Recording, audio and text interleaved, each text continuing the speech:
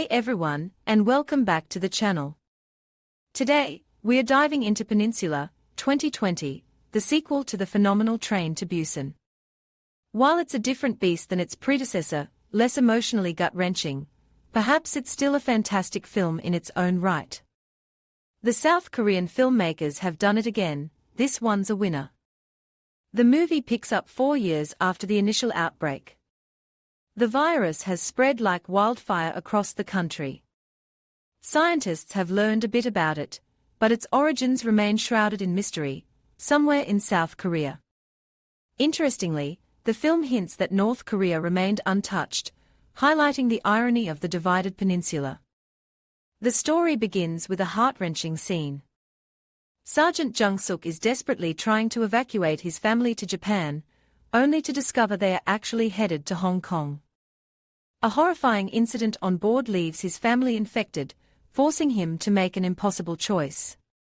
He's left with the agonizing loss of his sister and nephew, leaving South Korea under complete quarantine. 4 years later, in Hong Kong, Jung-suk is approached by his deceased sister's husband and a ruthless Chinese gangster. They offer him a dangerous, high-stakes mission: return to the peninsula and retrieve valuable goods left behind. The payoff? $2.5 million each. The gangster's dismissive attitude towards Jung-suk's trauma is chillingly realistic. It perfectly captures the disconnect between those who've experienced unimaginable hardship and those who haven't. It's a powerful commentary on the struggles faced by refugees and those who've survived catastrophic events. The mission seems impossible, but the gangsters have bribed their way past the heavily guarded borders. Their goal: find a lost truck containing the loot, and get it back to Hong Kong within 3 days. But of course, things don't go as planned. The seemingly deserted city is anything but, and a simple mistake awakens a horde of zombies. Jung-suk and his brother-in-law barely escape. Their escape leads them to a group of survivors, including 2 young girls and their family.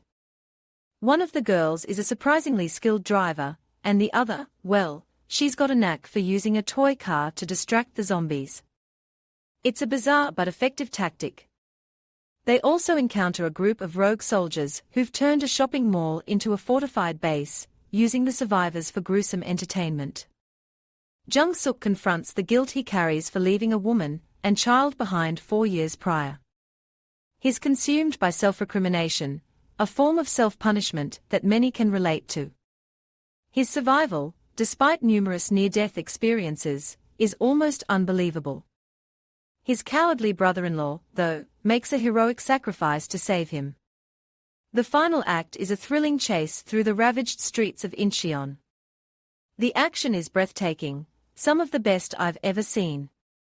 The ending is both tragic and hopeful, with a bittersweet sacrifice and a miraculous rescue. The question of how a military helicopter appears remains unanswered, but it adds to the film's thrilling unpredictability. Overall, Peninsula is a fantastic film. The visuals are stunning, the action is intense, and the emotional core is deeply affecting. Yes, there are some plot holes, but they are easily forgiven given the film's overall brilliance. It's a worthy successor to Train to Busan, even if some might argue it's not a direct sequel. The original Korean title doesn't even mention Train to Busan, so any confusion lies with the distributors, not the filmmakers. I highly recommend checking it out. Let me know what you think in the comments below.